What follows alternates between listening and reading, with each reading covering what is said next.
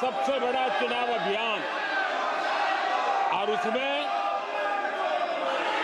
भारत की जनता ने हमें तीसरी बार देश की सेवा करने का मौका दिया है। ये अपने आप में लोकतांत्रिक विश्व के लिए बहुत ही महत्वपूर्ण घटना है, बहुत ही गौरवपूर्ण घटना है। आदरणीय सभापति जी, हमें हर कसौटी पर कसने के बाद देश की जनता ने ये जनादेश दिया है।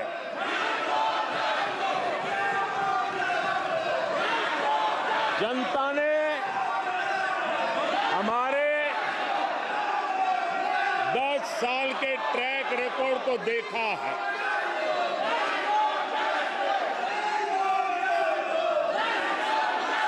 जनता ने देखा है कि गरीबों के कल्याण के लिए हमने जिस समर्पण भाव से जन सेवा ही प्रभु सेवा इस मंत्र को चरितार्थ करते हुए हमने जो कार्य किया है, उसके कारण 10 साल में 25 करोड़ गरीब गरीबी से बाहर निकले। देश की आजादी के कालखंड में इतने कम समय में इतने लोगों को गरीबी से बाहर निकालने का ये सफल प्रयास इस चुनाव में हमारे लिए आशीर्वाद का कारण बना है। आदरणीय सभापति जी, हम 2014 में जब पहली बार जीत करके आए थे तो चुनाव के अभियान में भी हमने कहा था कि हमारा करप्शन के प्रति जीरो टॉलरेंस रहेगा।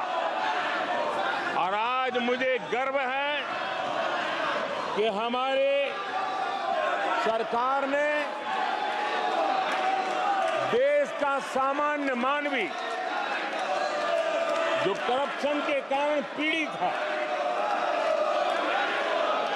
देश को करप्शन ने दीमक की तरह खोखला कर दिया है।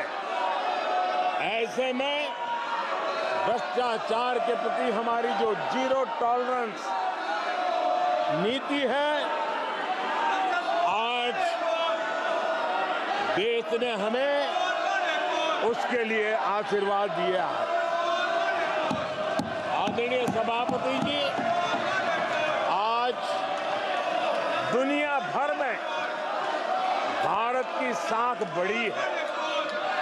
आज विश्व में भारत का गौरव हो रहा है और भारत के तरफ देखने का नजरिया भी एक गौरवपूर्ण नजरिया हर भारतवासी अनुभव करता है। आदरणीय सभापति जी, देश की जनता ने देखा है कि हमारा एकमात्र लक्ष्य नेशन फर्स्ट है, भारत सर्वप्रथम है। हमारे हर नीति, हमारे हर निर्णय, हमारे हर कार्य का एक ही तराजू रहा है कि भारत प्रथम, और भारत की इस प्रथम की भावना के साथ देश में जो आवश्यक रिफॉर्म थे, उस रिफॉर्म को भी हमने लगातार जारी रखा है। 10 वर्ष में हमारी सरकार सबका साथ, सबका विकास इस मंत्र को लेकर के लगातार देश के सभी लोगों का कल्याण करने का प्रयास करती रही है। आदरणीय सभापति जी, हम उस सिद्धांतों को समर्पित है जिसमें भारत के संविधान के स्पिरिट के अनुसार सर्वपंथ संभाव, उस विचार को सर्वोपरि रखते हुए हमने देश की सेवा करने का प्रयास किया। आदरणीय सभापति जी, इस देश ने लंबे अरसे तक तुष्टीकरण की राजनीति भी देखी। इस देश ने लंबे अरसे तक तुष्टीकरण का, गवर्नेंस का मॉडल भी देखा। देश ने पहली बार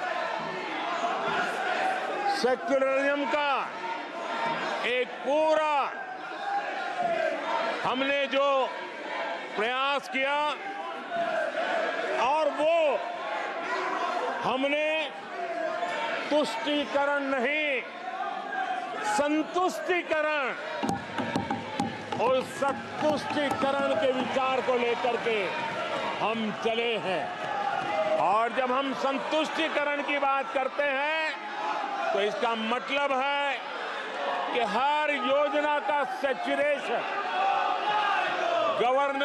गवर्नेंस की आखिरी व्यक्ति तक पहुंचने की हमारी जो संकल्पना है, इसको परिपूर्ण करना।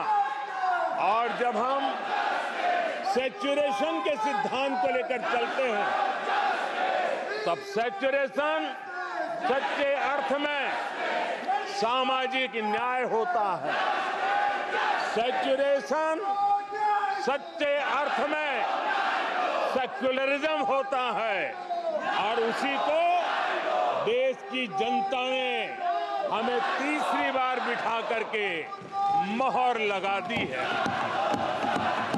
आदरणीय सभापति जी, अपीजमेंट ने इस देश को तबाह करके रखा है और इसलिए हमने justice to all, appeasement to none, इस सिद्धांत को लेकर के हम चले हैं।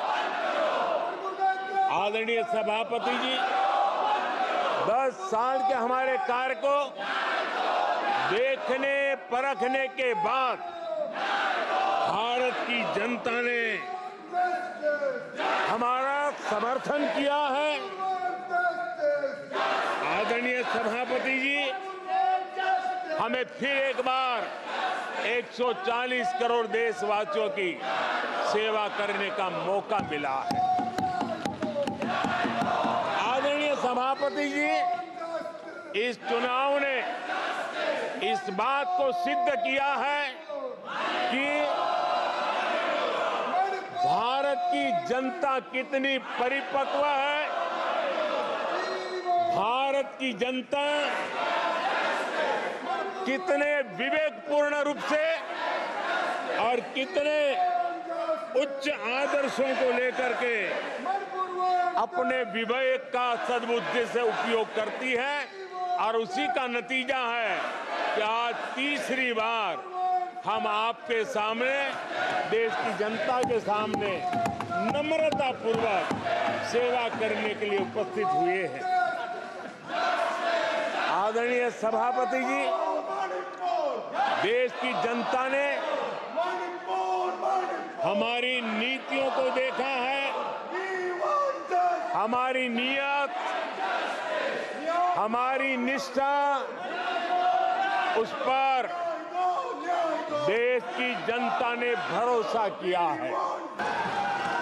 आदरणीय सभापति जी, कांग्रेस के इतिहास का ये पहला मौका है जब लगातार तीन बार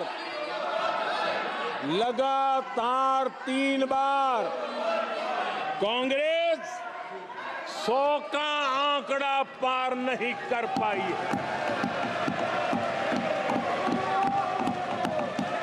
कांग्रेस के इतिहास में ये तीसरी सबसे बड़ी हार है। तीसरा सबसे खराब प्रदर्शन है। अच्छा होता कांग्रेस अपनी हार स्वीकार करती, जनता जनार्दन के आदेश को सर आंखों पर चढ़ाती, आत्ममंथन करती, लेकिन ये तो कुछ शीर्षासन करने में लगे हुए हैं।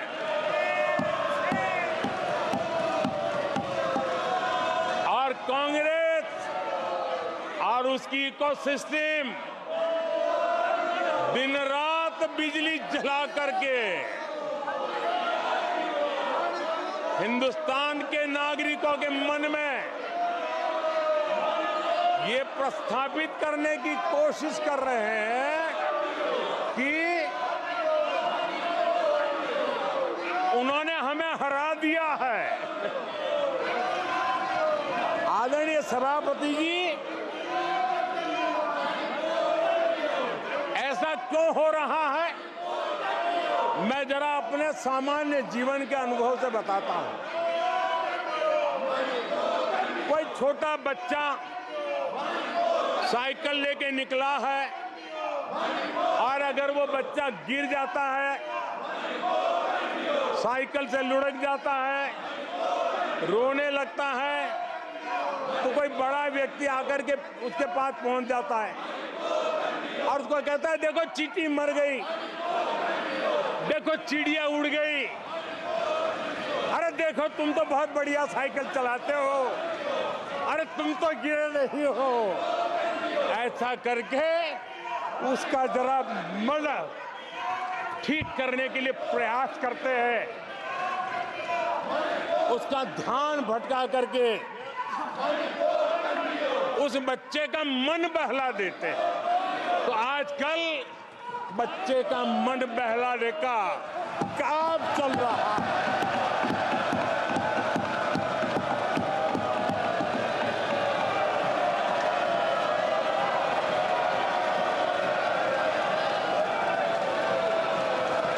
और कांग्रेस के लोग और उनका इकोसिस्टम आजकल ये मन बहलाने का काम कर रहा है।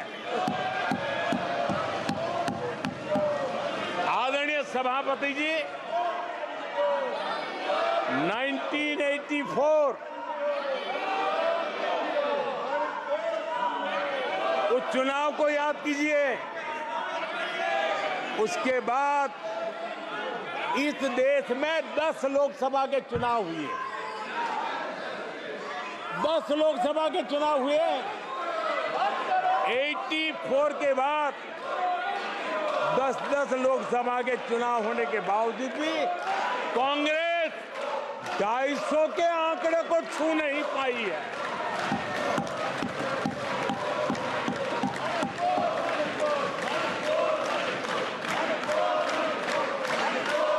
इस बार किसी तरह 99 के चक्कर में फंसे गए हैं।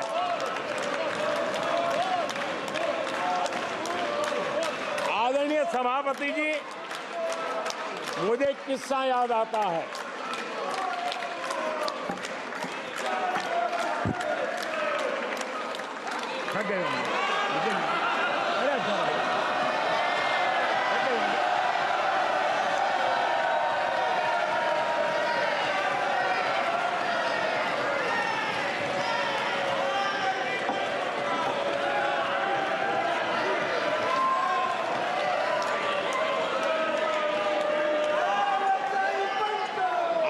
सभापति जी,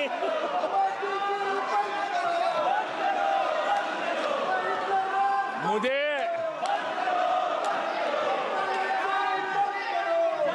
एक किस्सा याद आता है। सभापति जी, मुझे किस्सा याद आता है। 99 मार्क्स लेकर एक बालक घमंड में घूम रहा था और देश सबको दिखाता था, देखो कितने ज्यादा मार्क्स आए हैं। तो लोग भी जब 99 सुनते थे तो शाबाशी देते थे, बहुत उसको हौसला बुलंद करते थे।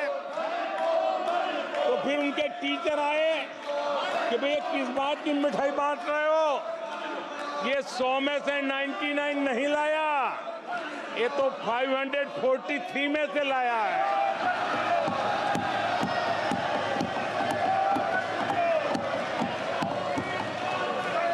अब उस बालक बुद्धि को कौन समझाए कि तुमने फेल होने का वर्ल्ड रिकॉर्ड बना दिया है।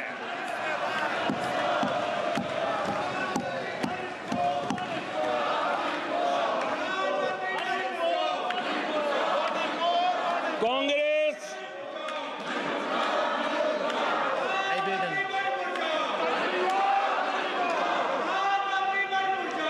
आदरणीय सभापति जी, कांग्रेस के नेताओं के बयानों में ये बयानबाजी ने शोले फिल्म को भी पीछे छोड़ दिया है।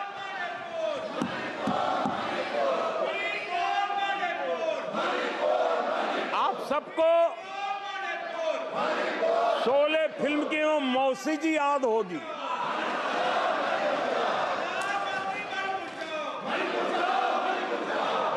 तीसरी बार तो हारे हैं, पर मौसी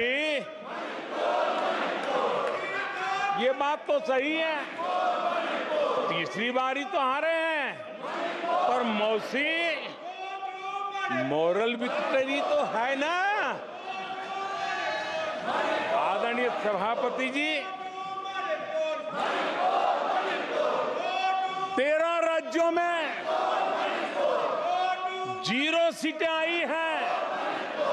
अरे मौसी, 13 राज्यों में 0 सीटें आई हैं, पर हीरो तो है ना।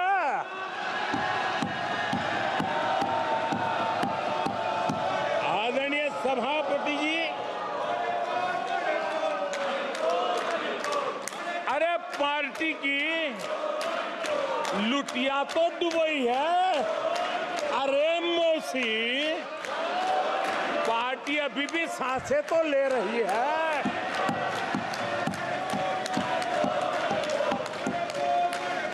मैं कांग्रेस के लोगों को कहूंगा, जनादेश को फर्जी जीत के जश्न में मत दबाओ। जनादेश को फर्जी जीत के नशे में मत दबाओ, उस जश्न में मत दबाओ।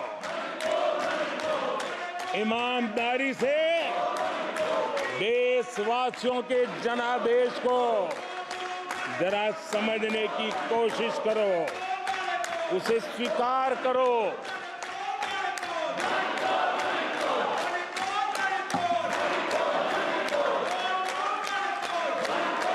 आदरणीय सभापति जी, मुझे नहीं पता कि कांग्रेस के जो साथी दल है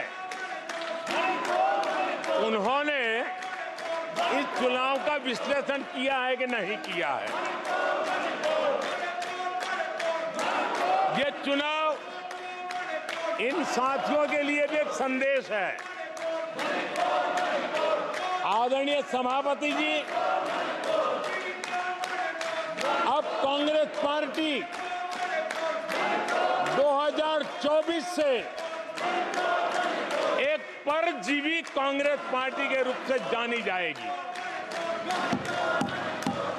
2024 से जो कांग्रेस है वो परजीवी कांग्रेस है।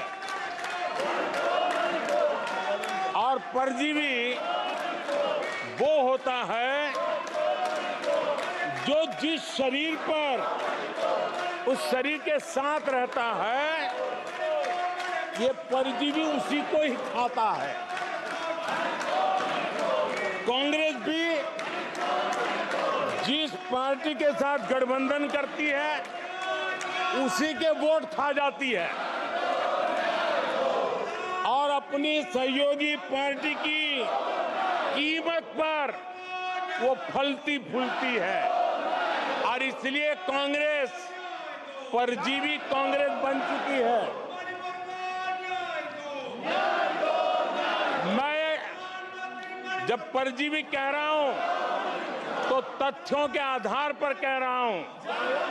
आदरणीय सभापति जी, मैं कुछ आंकड़े आपके माध्यम से सदन को और इस सदन के माध्यम से देश के सामने रखना चाहता हूं। जहां जहां भाजपा और कांग्रेस का सीधा मुकाबला था या जहां कांग्रेस मेजर पार्टी थी और साथी के पास 1, 2, 3 सीटें थी, वहां कांग्रेस का स्ट्राइक रेट सिर्फ और सिर्फ 26% है, 26% है।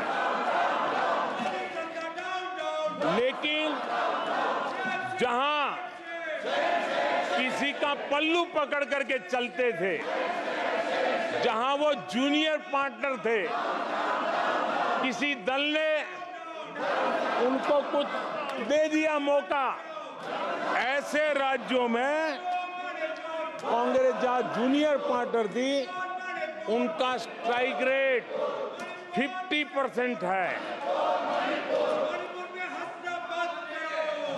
और कांग्रेस की 99 सीटों में से ज्यादातर सीटें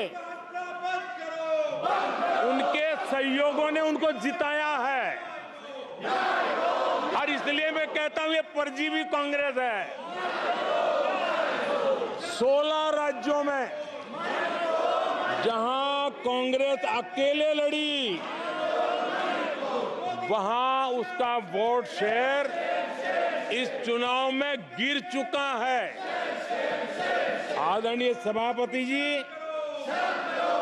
गुजरात, छत्तीसगढ़ और मध्य प्रदेश, इन 3 राज्यों में जहां कांग्रेस अपने दम पर लड़ी और 64 में से 64 में से सिर्फ 2 सीट जीत पाई है, 64 में से 2। इसका साफ मतलब है कि इस चुनाव में कांग्रेस पूरी तरह परजीवी बन चुकी और अपने सहयोगी दलों के कंधे पर उन्होंने चढ़ करके ये सीटों का आंकड़ा बढ़ाया है। अगर कांग्रेस ने अपने सहयोगियों के जो वोट खाए हैं वो अगर न खाए होते तो लोकसभा में उनके लिए इतनी सीटें जीत पाना भी बहुत मुश्किल था।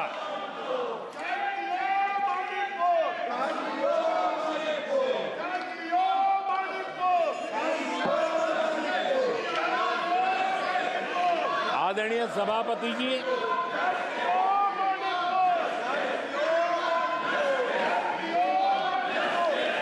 ऐसे समय एक अवसर आया, देश ने विकास के रास्ते को चुना है, देश ने विकसित भारत के सपने को साकार करने का मन बना लिया है। तब भारत को एकजुट होकर समृद्धि का नया सफर तय करना है। ऐसे समय ये देश का दुर्भाग्य है कि हिंदुस्तान में 6 दशक तक राज करने वाली कांग्रेस पार्टी अराजकता फैलाने में जुटी हुई है। ये दक्षिण में जाकर उत्तर के लोगों के खिलाफ बोलते हैं, ये उत्तर में जाकर के पश्चिम के खिलाफ जहर उगलते हैं, पश्चिम के लोगों के खिलाफ बोलते हैं, महापुरुषों के खिलाफ बोलते हैं। इन्होंने भाषा के आधार पर बांटने की हर कोशिश की है। जिन नेताओं ने देश के हिस्से को भारत से अलग करने की वकालत की थी, उनको संसद की टिकट देने तक का दुर्भाग्य हमें देखना पड़ा, जो कांग्रेस पार्टी ने पाप किया। कांग्रेस पार्टी खुलेआम एक जाति को दूसरी जाति के खिलाफ लड़ाने के लिए रोज नई नैरेटिव कर रही है, नए अफवाहें फैला रही है। आदरणीय सभापति जी, देश के एक हिस्से के लोगों को हीन बताने की प्रवृत्ति का भी कांग्रेस के लोग बढ़ावा दे रहे हैं। आदरणीय सभापति जी, कांग्रेस देश में आर्थिक अराजकता फैलाने की दिशा में भी सोची समझी चाल चल रही है। चुनाव के दौरान जो बातें की गई, राज्यों में, उनके राज्यों में जिस प्रकार से आर्थिक कदम ये उठा रहे हैं, ये वो रास्ता आर्थिक अराजकता की तरफ देश को घसीटने वाला है। उनके राज्य देश पर आर्थिक बोझ बन जाए, ये खेल जानबूझ करके खेला जा रहा है। मंचों से साफ साफ घोषणा की गई, अगर इनके मन का परिणाम नहीं आया, 4 जून को देश में आग लगा दी जाएगी, लोग इकट्ठे होंगे, अराजकता फैलाएंगे। ये अधिकृत रूप से आह्वान किए गए, ये अराजकता फैलाना इनका मकसद है।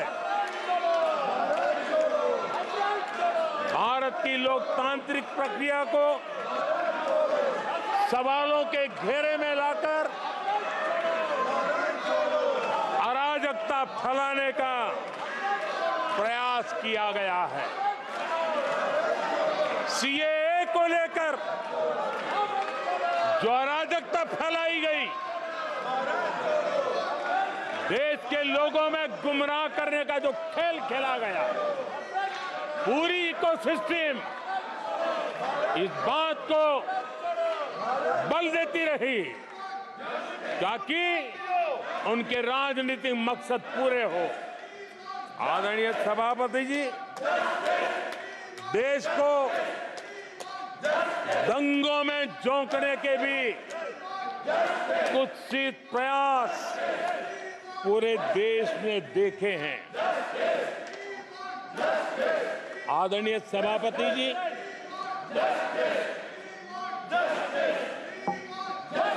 आजकल सिंपैथी गेन करने का एक नई ड्रामेबाजी शुरू की गई है, नया खेल खेला जा रहा है।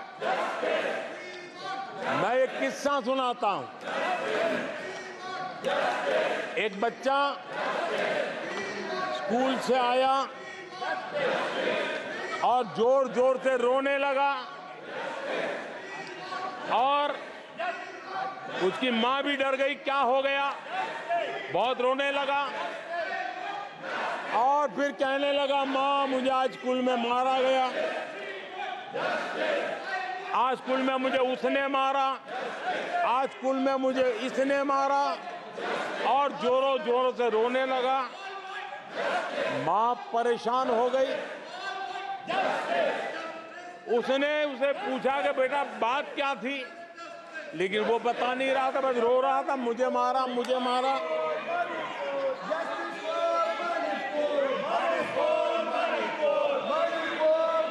बच्चा ये नहीं बता रहा था कि आज स्कूल में उस बच्चे ने किसी बच्चे को मां की गाली दी थी।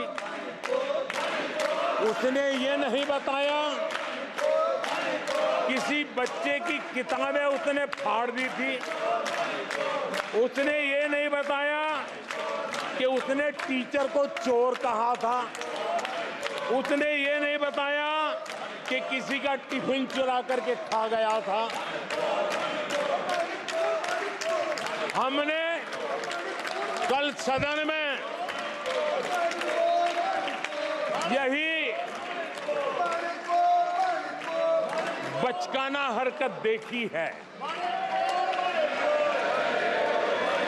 कल यहां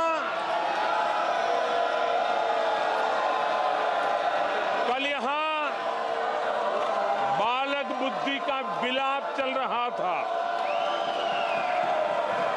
मुझे मारा गया, मुझे इसने मारा, मुझे उसने मारा, मुझे यहां मारा, मुझे वहां मारा, ये चल रहा था।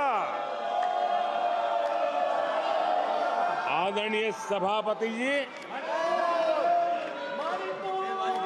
सिंपैथी हासिल करने के लिए ये नया ड्रामा चलाया गया है,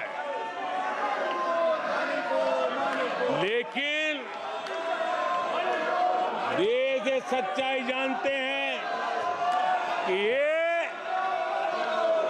हजारों करोड़ रुपए उसकी हेराफेरी के मामले में जमानत पर बाहर है।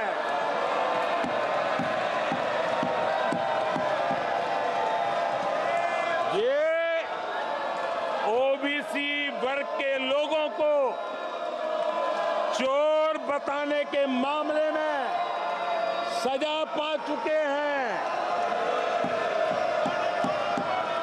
इनको देश की सर्वोच्च अदालत पर गैर जिम्मेदाराना बयान देने के बाद माफी मांगनी पड़ी है।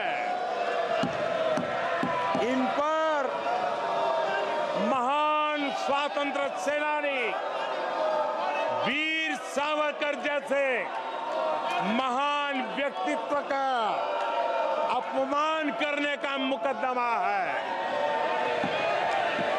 इन पर देश की सबसे बड़ी पार्टी के अध्यक्ष को हत्यारा कहने का मुकदमा चल रहा है।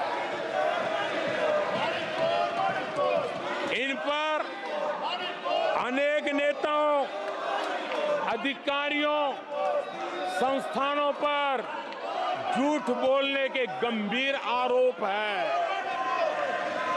और वो केस चल रहे हैं। आदरणीय सभापति जी, बालक बुद्धि में ना बोलने का ठिकाना होता है और न ही बालक बुद्धि में व्यवहार का कोई ठिकाना होता है। और जब ये बालक बुद्धि पूरी तरह सवार हो जाती है तो सदन में भी किसी के गले पड़ जाते हैं। ये बालक बुद्धि अपनी सीमाएं खो देती है तो सदन के अंदर बैठ करके आंखें मारते हैं, आंखें मारते हैं। इनकी सच्चाई आदरणीय सभापति जी अब पूरा देश समझ गया है। इसलिए आज देश इनसे कह रहा है तुमसे नहीं हो पाएगा, तुमसे ना हो पाएगा।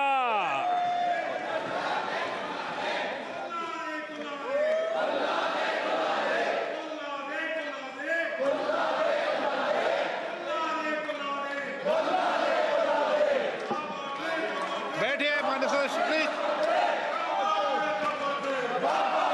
ये तरीका आदरणीय अध्यक्ष जी, तुलसीदास जी कह गए हैं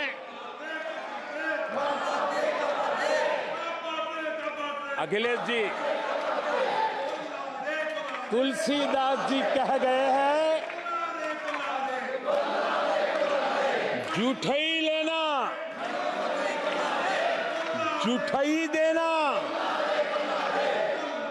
जूठई भोजन जूठई चबेना। तुलसीदास जी ने कहा है जूठई लेना जूठई देना, जूठई भोजन जूठई चबेना। कांग्रेस ने झूठ को राजनीति का हथियार बनाया।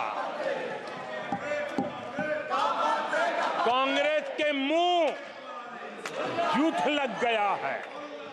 जैसे वो आदमखोर एनिमल होता है ना, जिसको लहू मुंह पे लग जाता है, वैसे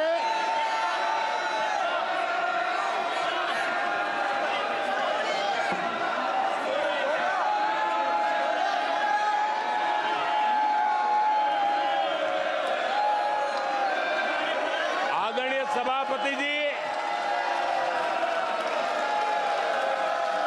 कांग्रेस के मुंह झूठ का खून लग गया है। देश ने कल 1 जुलाई को खटाखट दिवस भी मनाया है।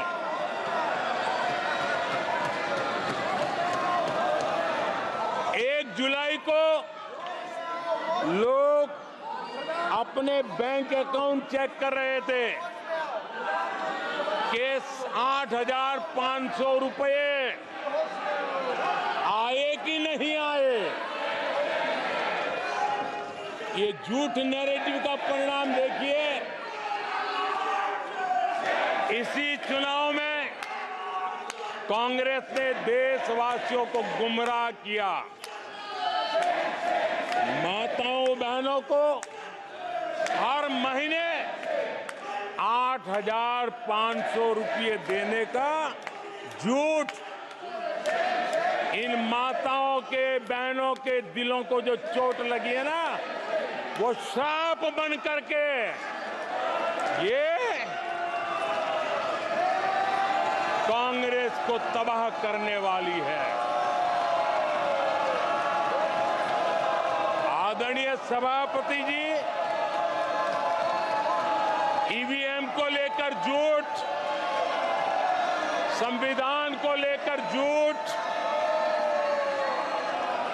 आरक्षण को लेकर झूठ, उससे पहले राफेल को लेकर झूठ, HAL को लेकर के झूठ, LIC को लेकर के झूठ, बैंकों को लेकर झूठ, कर्मचारियों को भी भड़काने के प्रयास हुए।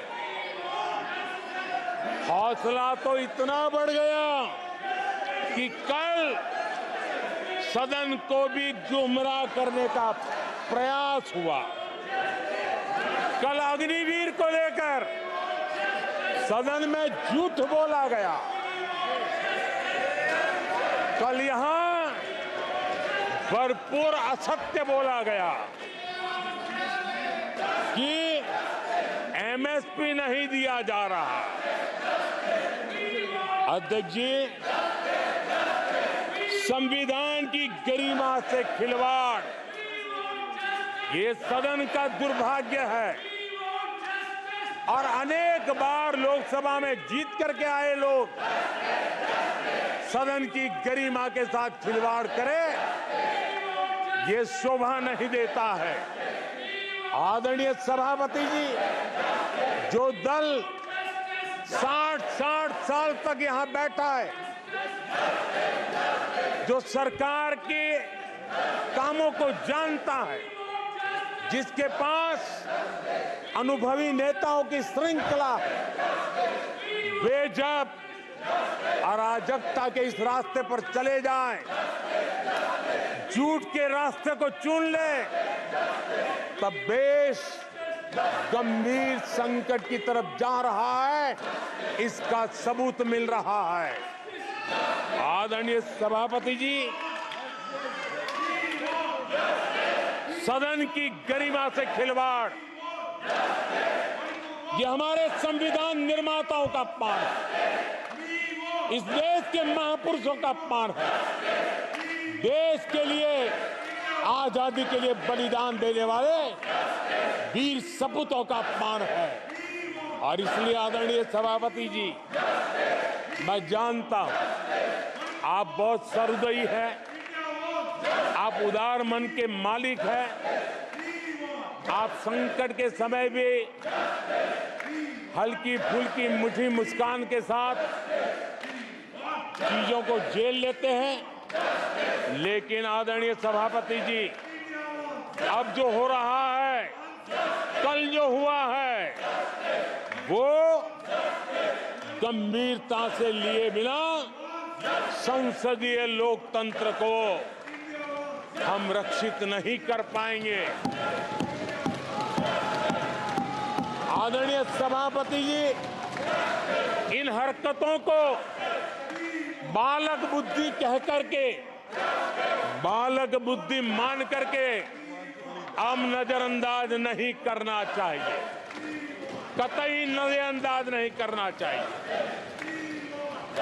और मैं इसलिए कह रहा हूं कि इसके पीछे इरादे नेक नहीं है, इरादे गंभीर खतरे के हैं और मैं देशवासियों को भी जगाना चाहता हूं।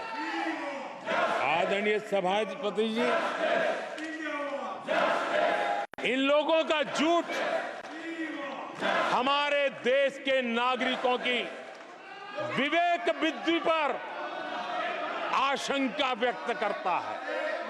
उनका झूठ देश के सामान्य विवेक बुद्धि पर एक तमाचा मारने की निर्लज्ज हरकत है। आदरणीय सभापति जी, ये हरकतें देश की महान परंपराओं पर तमाचा है। आदरणीय सभापति जी, इस सदन की गरिमा बचाने का बहुत बड़ी जिम्मेदारी आप पर है। सदन में शुरू हुई झूठ की परंपरा पर कठोर कार्रवाई करेंगे, ये देशवासियों की भी और इस सदन की भी अपेक्षा है। आदरणीय सभापति जी, कांग्रेस ने संविधान और आरक्षण पर भी हमेशा झूठ बोला। आज मैं 140 करोड़ देशवासियों के सामने सच्चाई रखना चाहता हूं, बड़ी नम्रता पूर्वक रखना चाहता हूं। देशवासियों ने भी इस सत्य को जानना बहुत जरूरी है। आदरणीय सभापति जी, आपातकाल इमरजेंसी का 50वां वर्ष है। इमरजेंसी सिर पर सिर्फ सत्ता के लोभ के खातिर तानाशाही मानसिकता के कारण देश पर थोपा गया तानाशाही शासन था और कांग्रेस क्रूरता की सभी हदें पार कर चुकी है। उसने अपने ही देशवासियों पर क्रूरता का पंजा फैलाया था और देश के ताने बाने को छिन्न विच्छिन्न करने का पाप किया था।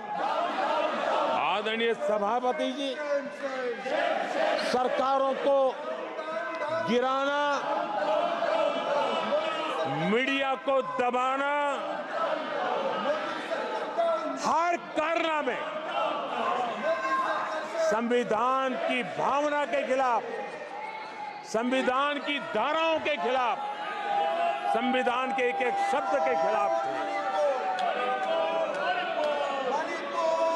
ये वो लोग हैं जिन्होंने प्रारंभ से देश के दलितों के साथ, देश के पिछड़ों के साथ घोर अन्याय किया है।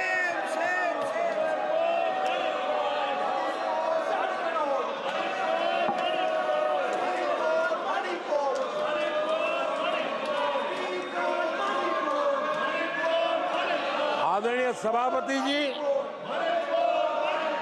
और इसी कारण से बाबा साहब आम्बेडकर ने कांग्रेस की दलित विरोधी, पिछड़े विरोधी मानसिकता के कारण नेहरू जी की कैबिनेट से इस्तीफा दिया था।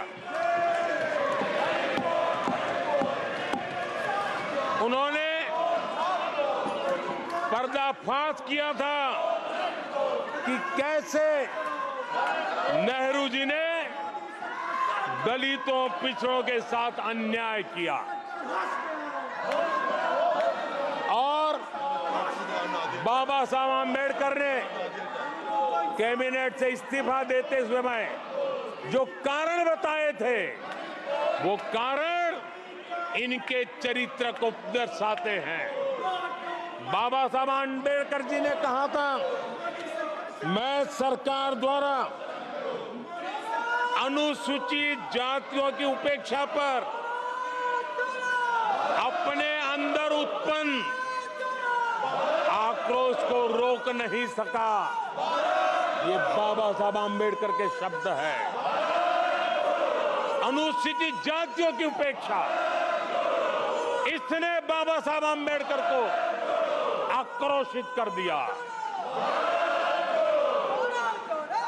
बाबा साहब के सीधे हमले के बाद नेहरू जी ने बाबा साहब आम्बेडकर का राजनीतिक जीवन खत्म करने के लिए पूरी ताकत लगा दी। आदरणीय सभापति जी, पहले षड्यंत्र पूर्वक बाबा साहब आम्बेडकर को चुनाव में हरवाया गया। आदरणीय सभापति जी,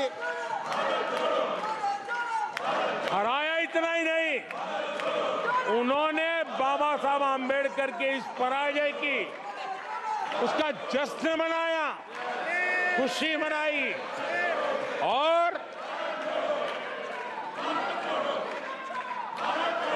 खुशी उन्होंने व्यक्त की। आदरणीय सभापति जी, एक पत्र में ये लिखित है इस खुशी का। आदरणीय सभापति जी, बाबा साहब की तरह ही दलित नेता बाबू जगजीवन राम जी को भी उनका हक नहीं दिया गया। इमरजेंसी के बाद जगजीवन राम जी का पीएम बनने की संभावना थी। इंदिरा गांधी जी ने पक्का किया कि जगजीवन राम जी किसी भी हालत में पीएम न बने। और एक किताब में लिखा गया है कि किसी भी कीमत पर जगजीवन राम प्रधानमंत्री नहीं बनने चाहिए। अगर बन गए तो वो हटेंगे नहीं जिंदगी पर। ये इंदिरा जी गांधी का कोट उस किताब में है। कांग्रेस ने चौधरी चरण सिंह जी के साथ भी यही व्यवहार किया, उनको भी नहीं छोड़ा था। पिछड़ों के नेता कांग्रेस पार्टी के अध्यक्ष बिहार के सपूत सीताराम केसरी के साथ भी अपमानित व्यवहार करने का पाप इसी कांग्रेस ने किया। आदरणीय सभापति जी, कांग्रेस पार्टी प्रारंभ से ही आरक्षण की घोर विरोधी रही है। नेहरू जी ने तो मुख्यमंत्रियों को चिट्ठी लिख करके साफ साफ शब्दों में आरक्षण का विरोध किया था। कांग्रेस के एक प्रधानमंत्री श्रीमती इंदिरा गांधी जी ने मंडल कमीशन का रिपोर्ट ठंडे बक्से में सालों तक दबाए रखा था। आदरणीय सभापति जी, कांग्रेस पार्टी के तीसरे प्रधानमंत्री श्रीमान राजीव गांधी, और जब विपक्ष में थे उनका सबसे लंबा भाषण आरक्षण के खिलाफ था। वो आज भी संसद के रिकॉर्ड में उपलब्ध है। और इसलिए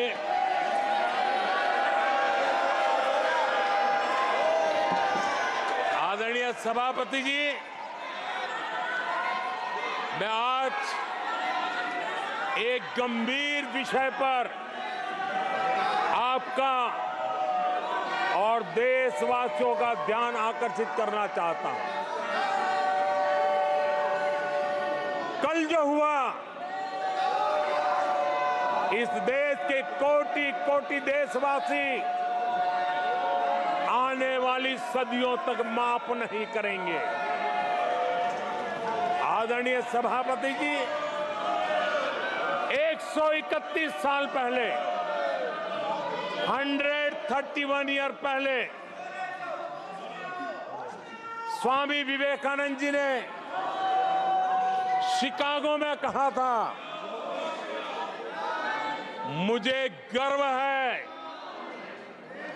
कि मैं उस धर्म से आता हूं जिसने पूरी दुनिया को सहिष्णुता और वैश्विक स्वीकृति सिखाई है। 131 साल पहले हिंदू धर्म के लिए विवेकानंद जी ने अमेरिका के शिकागो में दुनिया के दिग्गजों के सामने कहा था।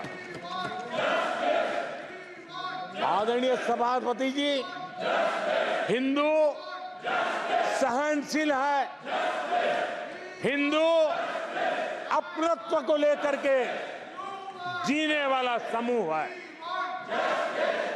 इसी कारण भारत का लोकतंत्र, भारत की इतनी विविधताएं, उसका वैविध्य की विराटता आज उसी के कारण पनपी है और पनप रही है। आदरणीय सभापति जी, गंभीर बात है कि आज हिंदुओं पर झूठा आरोप लगाने की साजिश हो रही है, गंभीर षड्यंत्र हो रहा है।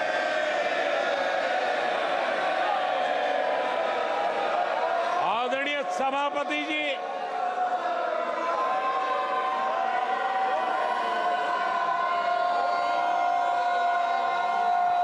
आदरणीय सभापति जी,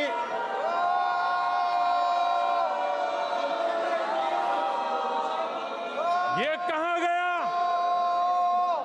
हिंदू हिंसक होते हैं? ये है आपके संस्कार, ये है आपका चरित्र,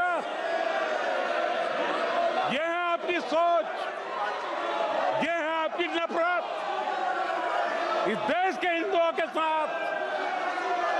ये कारनामे आदरणीय सभापति जी,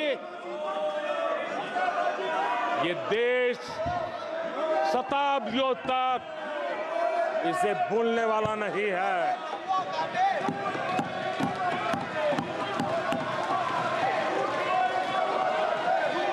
कुछ दिन पहले हिंदुओं में जो शक्ति की कल्पना है, उसके विनाश की घोषणा की गई थी। आप किस शक्ति की विनाश की बात करते हैं? ये देश सदियों से शक्ति का उपासक है। ये मेरा बंगाल मां दुर्गा की पूजा करता है, शक्ति की उपासना करता है। ये बंगाल मां काली की उपासना करता है, समर्पित भाव से करता है। आप उस शक्ति के विनाश की बातें करते हो। ये वो लोग हैं जिन्होंने हिंदू आतंकवाद ये शब्द गढ़ने की कोशिश की थी।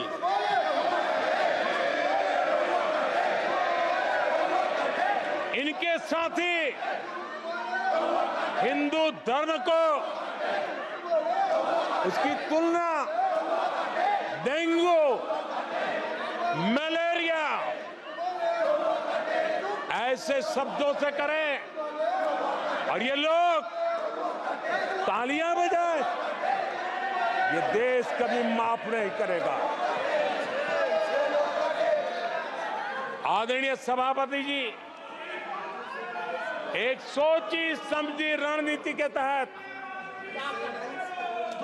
इनका पूरा इकोसिस्टम, हिंदू परंपरा, हिंदू समाज, इस देश की संस्कृति, देश की विरासत, इसको नीचा दिखाना, उसे गाली देना, उसे अपमानित करना, हिंदुओं का मजाक उड़ाना, इसे फैशन बना दिया है और उसको संरक्षण देने का काम अपने राजनीतिक स्वार्थ के लिए ऐसे तत्व कर रहे हैं।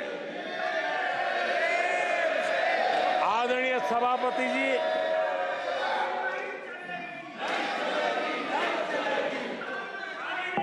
माननीय सदस्य प्लीज। आदरणीय सभापति जी, हम बचपन से सीखते हुए आए हैं, गांव का हो, शहर का हो, गरीब हो, अमीर हो, इस देश का हर बच्चा ये जानता है ईश्वर का हर रूप,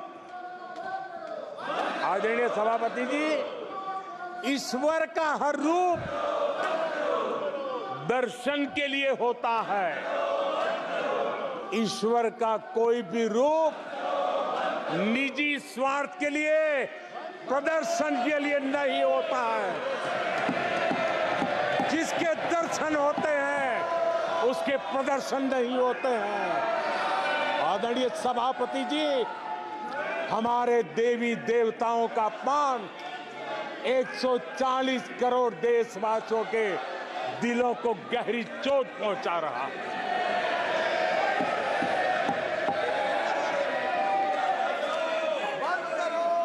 निजी राजनीतिक स्वार्थ के लिए ईश्वर के रूपों का इस प्रकार से खेल, आदरणीय सभापति जी, ये देश कैसे माफ कर सकता है?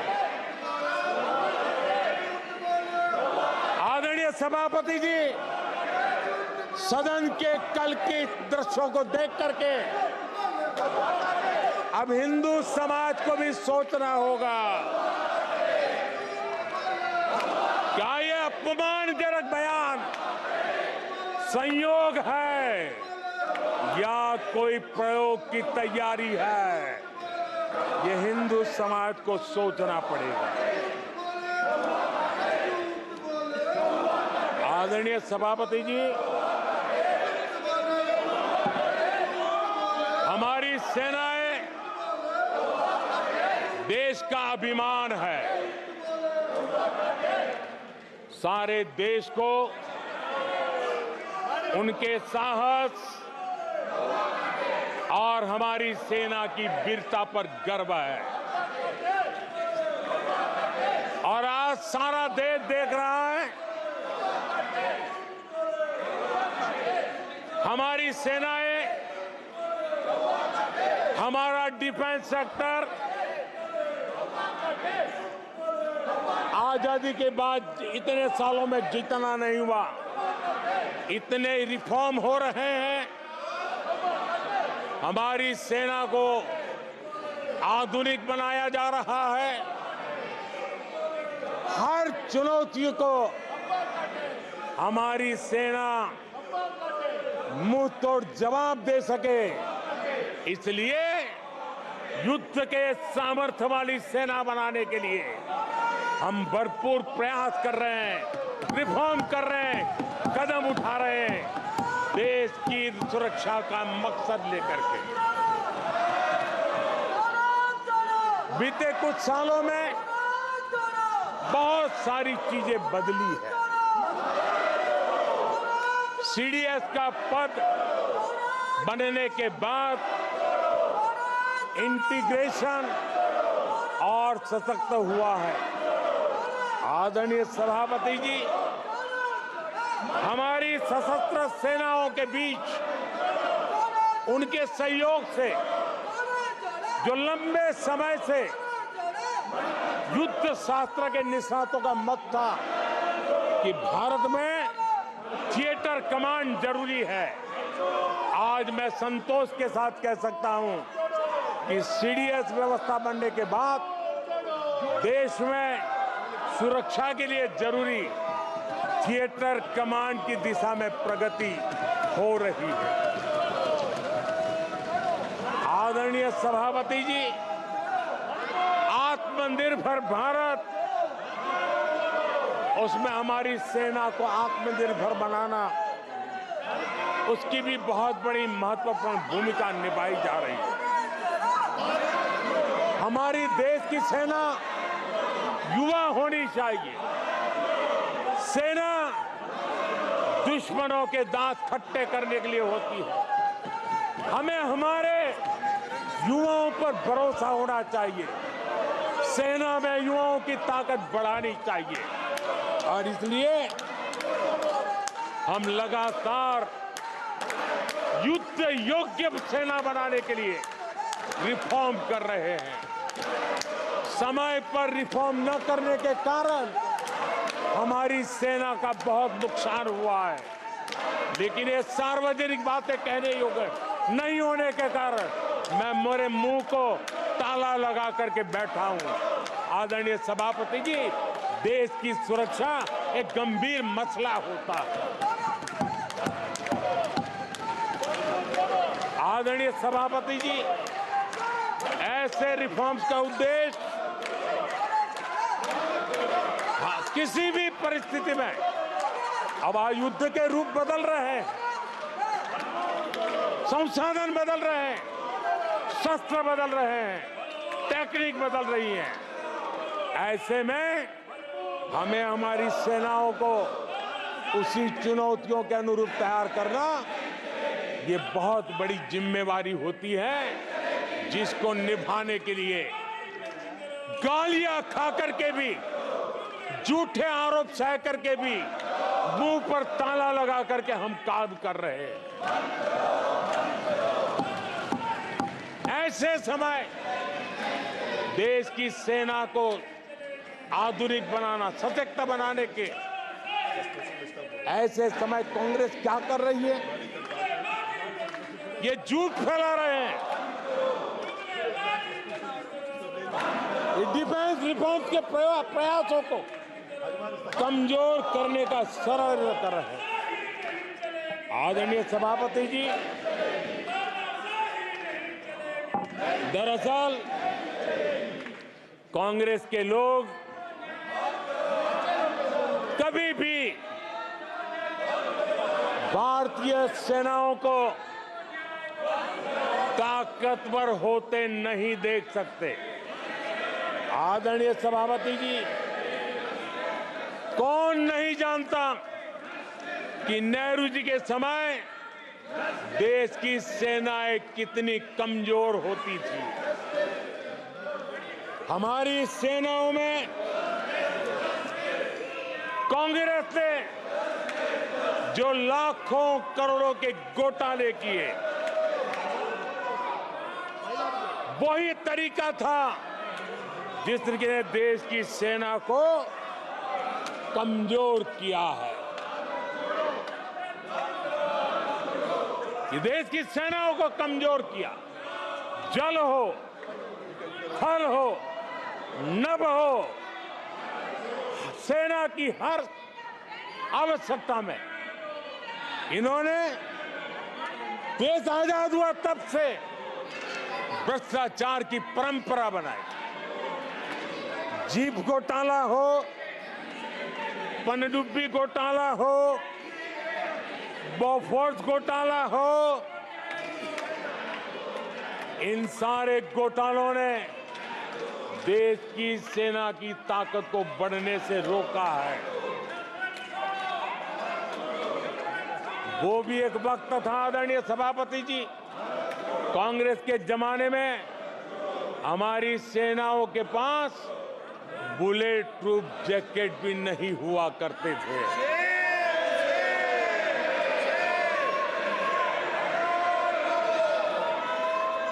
सत्ता में रहते हुए देश की सेना को तो बर्बाद किया ही किया, उसको कमजोर किया ही किया, लेकिन ये कारनामे विपक्ष में जाने के बाद भी चलते रहे।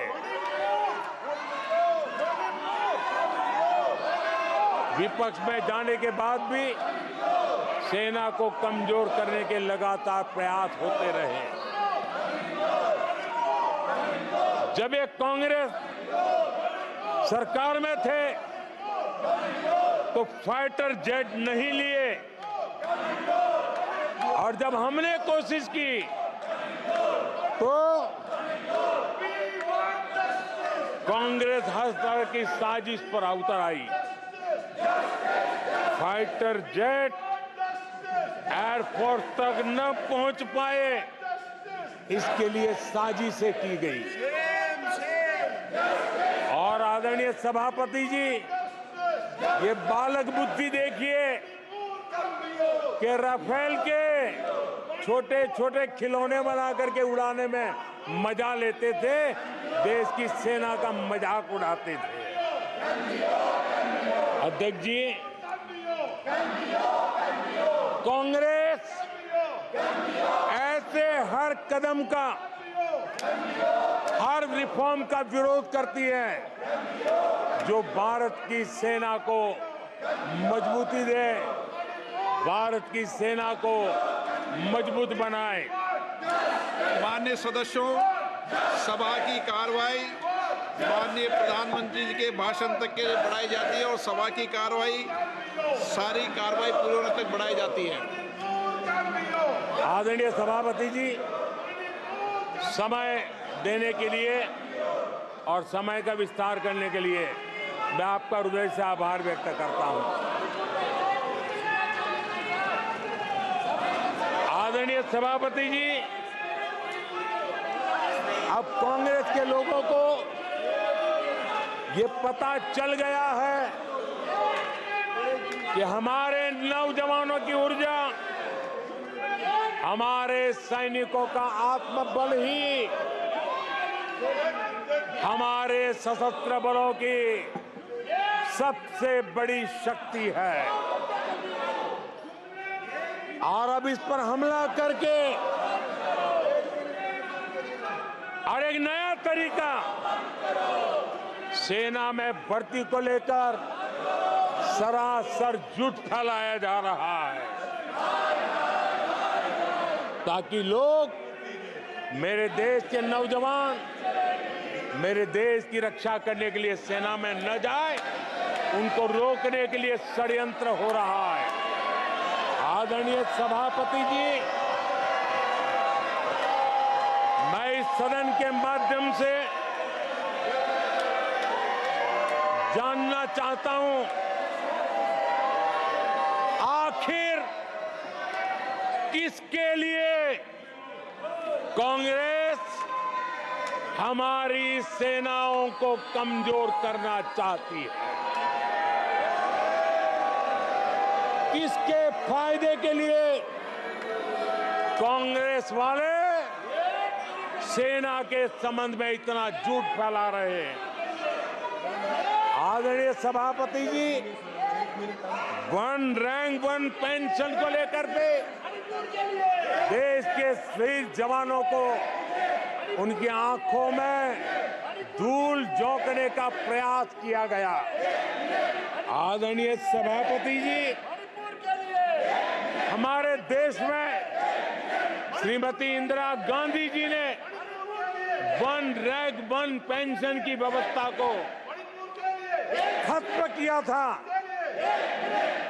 दशकों तक कांग्रेस ने वन रैंक वन पेंशन को लागू नहीं होने दिया और चुनाव जब आए तो 500 करोड़ रुपया दिखाकर निवृत्त सेना नायकों को मूर्ख बनाने की कोशिशें भी की गई, लेकिन उनका इरादा था हो सके उतना वन रैंक वन पेंशन को टालते रहना। एनडीए सरकार ने वन रैंक वन पेंशन लागू की और आदरणीय सभापति जी, भारत के पास संसाधन कितने ही सीमित क्यों न हो, लेकिन उसके बावजूद भी, कोरोना की कठिन लड़ाई के बावजूद भी 1,20,000 करोड़ रुपए हमारे पूर्व सैनिकों को वन रैंक वन पेंशन के रूप में दिए गए। प्लीज, नो, ये तरीका ठीक नहीं है। नो, ये गलत तरीका। प्लीज, माननीय सदस्य, ये तरीका ठीक नहीं है। आप संसदीय परंपराओं का पालन करें। आदरणीय सभापति जी, आदरणीय राष्ट्रपति महोदय ने अपने उद्घोषण में पेपर लीक पर भी चिंता जताई है। मैं भी देश के हर विद्यार्थी को, देश के हर नौजवानों को कहूंगा कि सरकार ऐसी घटनाओं को रोकने के लिए अत्यंत गंभीर है और युद्ध स्तर पर हम अपनी जिम्मेवारियों को पूरा करने के लिए एक के बाद एक कदम उठा रहे हैं। युवाओं के भविष्य के साथ खिलवाड़ करने वालों को कतई छोड़ा नहीं जाएगा। नीट के मामले में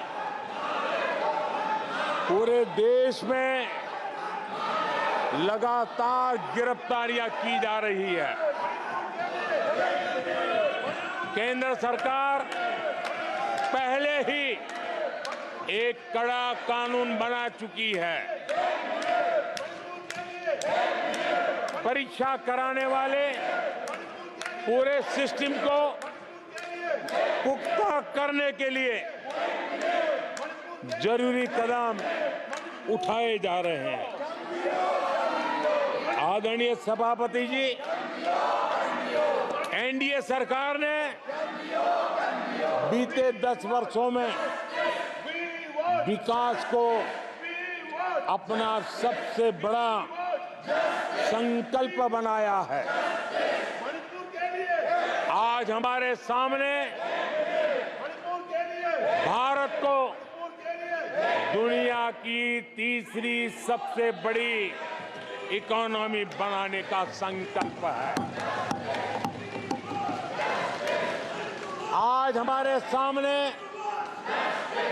आजादी के इतने सालों के बाद पीने का शुद्ध पानी पहुंचाने के लिए हर जल पहुंचाने का हमारा संकल्प है। आदरणीय सभापति जी, हर गरीब को आवाज देना ये हमारा संकल्प है। आदरणीय सभापति जी, भारत की विश्व में जैसे जैसे ताकत उभर रही है, हमारी सेनाओं को भी आत्मनिर्भर बनाने का हमारा दृढ़ संकल्प है।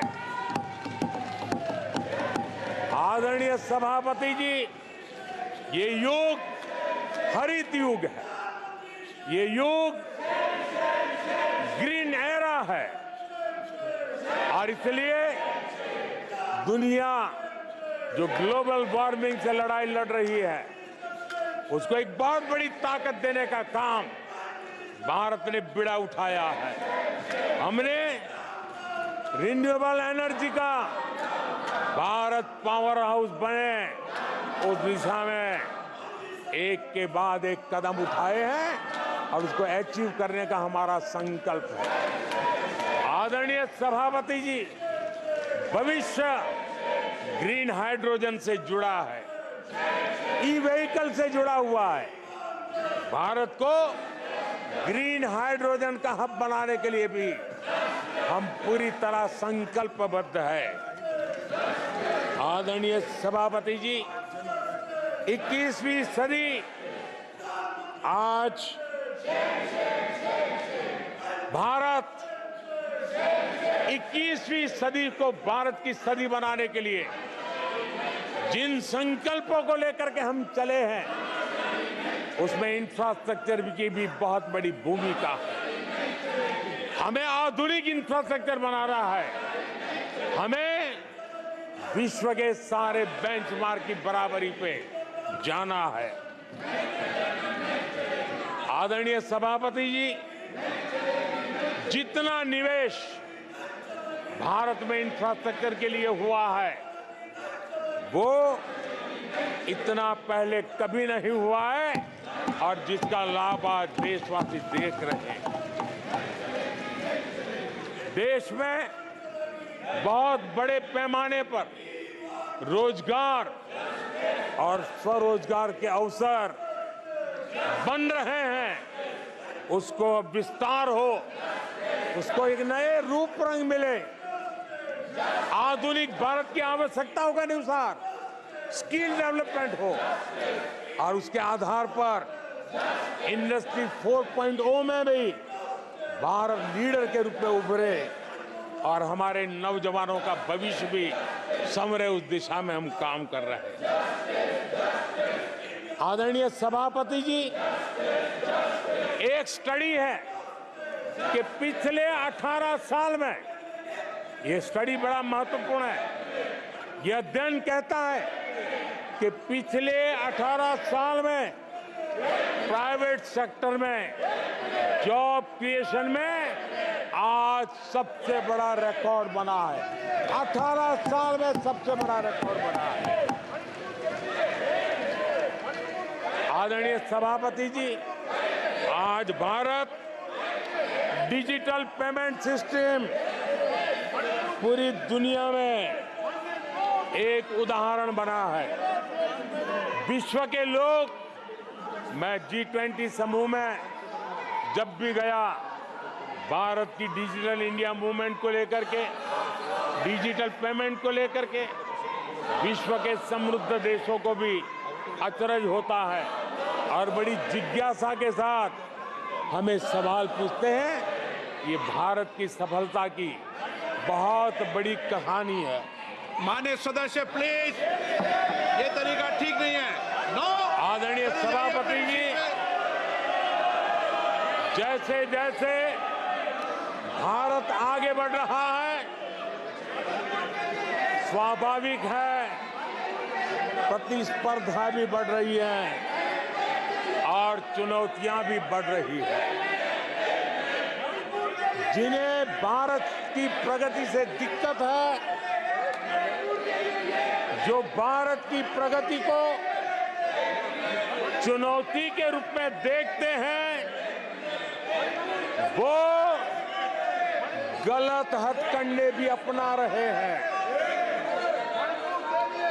ये ताकतें भारत की डेमोक्रेसी,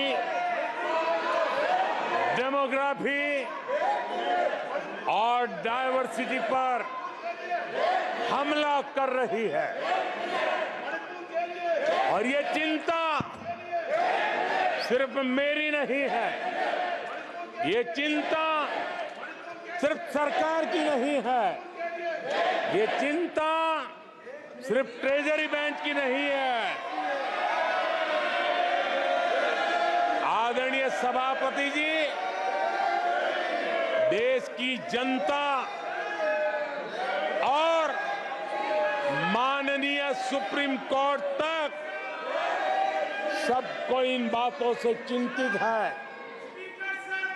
सुप्रीम कोर्ट ने जो कहा है, वो कोर्ट मैं आज सदन के सामने रखना चाहता हूं। सुप्रीम कोर्ट का एक कोर्ट देश के करोड़ों करोड़ लोगों के लिए भी कैसे कैसे संकट आने की संभावनाएं दिख रही है, इसकी तरफ इशारा करता है।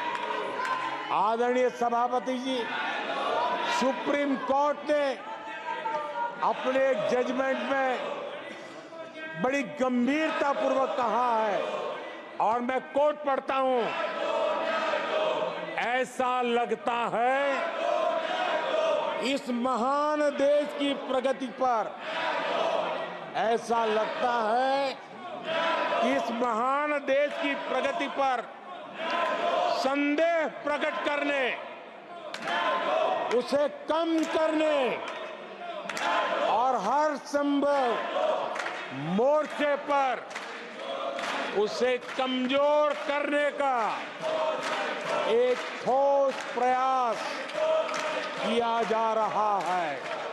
ये सुप्रीम कोर्ट की बात पढ़ रहा हूं। सुप्रीम कोर्ट आगे कह रही है, इस तरह के किसी भी प्रयत्न या प्रयास को आरंभ में ही रोक दिया जाना चाहिए। देश की सुप्रीम कोर्ट का एक कोर्ट है। आदरणीय सभापति जी, सुप्रीम कोर्ट ने जो भावना व्यक्त की है, इस पर हम यहां वाले या वहां वाले, सदन में हैं उन्होंने, सदन के बाहर है उन्होंने, सबको गंभीरता से विचार करने की आवश्यकता है। आदरणीय सभापति जी, भारत में भी कुछ लोग हैं जो ऐसी ताकतों की मदद कर रहे हैं। देशवासियों को ऐसी ताकतों से सतर्क रहने की जरूरत है।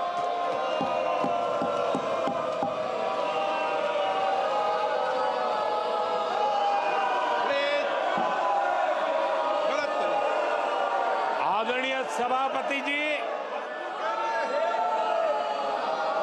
2014 में सरकार में आने के बाद देश के सामने एक बहुत बड़ी चुनौती कांग्रेस के साथ ही कांग्रेस का इकोसिस्टम भी रहा है। ये इकोसिस्टम से मिली खाद पानी, इसके दम पर ये कांग्रेस की मदद से ये इकोसिस्टम 70 साल तक फला फूला है। मैं आज सभापति जी, इस इकोसिस्टम को चेतावनी देता हूं। मैं इस इकोसिस्टम को चेताना चाहता हूं।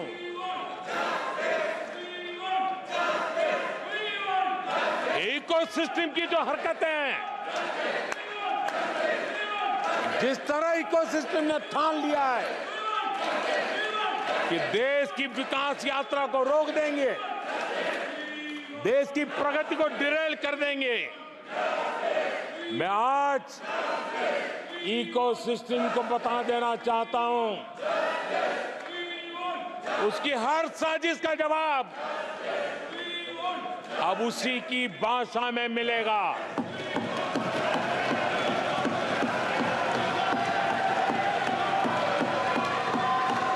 यह देश विरोधी साजिशों को कभी भी स्वीकार नहीं करेगा।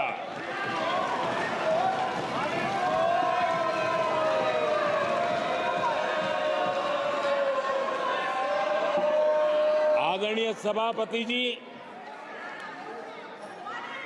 ये ऐसा कालखंड है जब दुनिया भारत की प्रगति को बहुत गंभीरता से ले रही है, हर बारीकी को नोटिस कर रही है।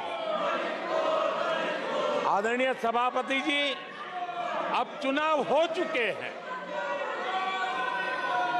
140 करोड़ देशवासियों ने 5 साल के लिए अपना निर्णय जनादेश दे दिया।